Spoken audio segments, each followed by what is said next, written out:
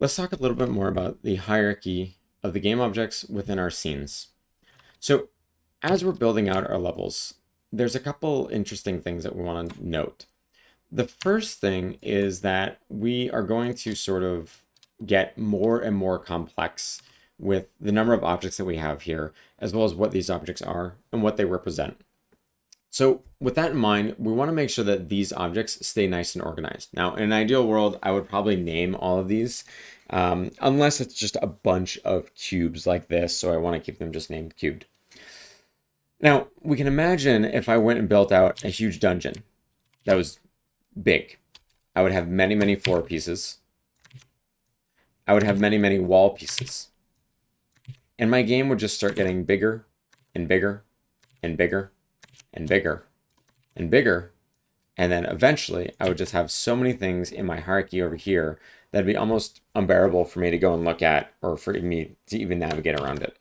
That happens sometimes with Unity projects. And so one of the things that we actually want to do is we want to keep our game well organized.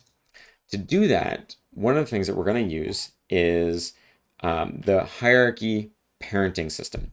So game objects in Unity use a parenting system. This is quite literally why this is called hierarchy. It's because it is a hierarchy.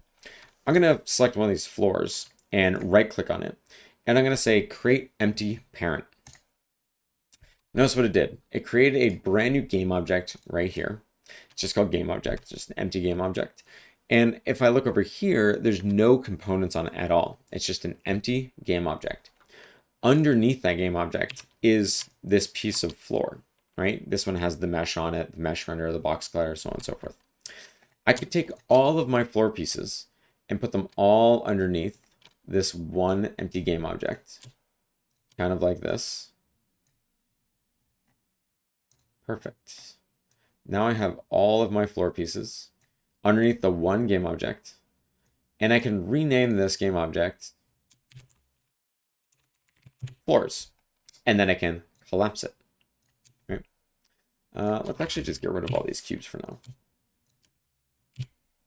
Now we have one game object that represents all of the floors that I have in the game, right? Which are actually all of these game objects. Now I have a lot of duplicate objects here, so they're kind of overlapping with each other and stuff. But I have all my floors in the game, right? Which are all under this one parent game object. So this is called a parent object. These are called child objects. And we can actually build this out even further. So if my floor, like this, if one of my rooms had walls within it, I can right click on this thing and I can say 3D object cube, right? So now I have a cube that's underneath my floor. And this cube game object, maybe this represents a wall. So I could go like this and expand it in some direction, right? So there's the left wall on this room that I'm building, right? It might look like something like this. I'm going to duplicate it, and there's my right wall, right? And now I could call this like room. Actually, let's do this right. If I right click on this one, I say create empty parent, and I call this room 1. Then it has the floor, and then I could take these two cubes, right? And this would be my left wall, and this one would be my right wall. And now I have room 1. So I've got room 1, and maybe I'll just rename this to dungeon, right? So now I'm using this hierarchy to represent that I have my entire dungeon level, and then in my dungeon, here's room 1. And in room 1, it has a floor, a left wall, and a right wall. This is pretty well organized, I would say. Another great thing that we can do about this, so I can go and delete all these other floors. Because another great thing that we can do about this is I could click on this object, room 1, and hit Control D, and now I can duplicate that entire group of game objects. And I can go find this thing, which is right here. And then I can translate this thing around like this. Right? I'm going to swap this from center to pivot. And now I can move this around, right?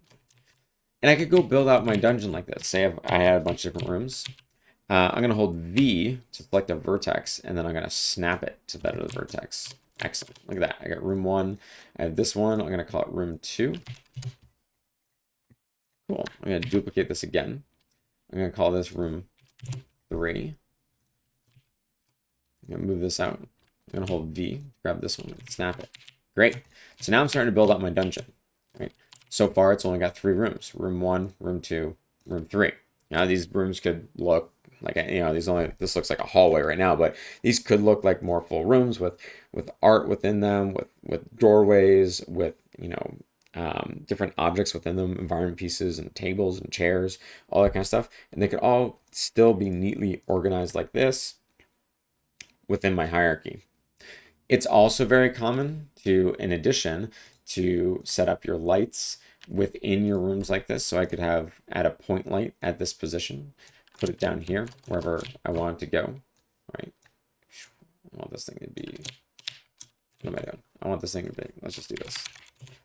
Snap it there. Move it over here, where I want it to be. Right now I have a point light. I'm gonna duplicate this.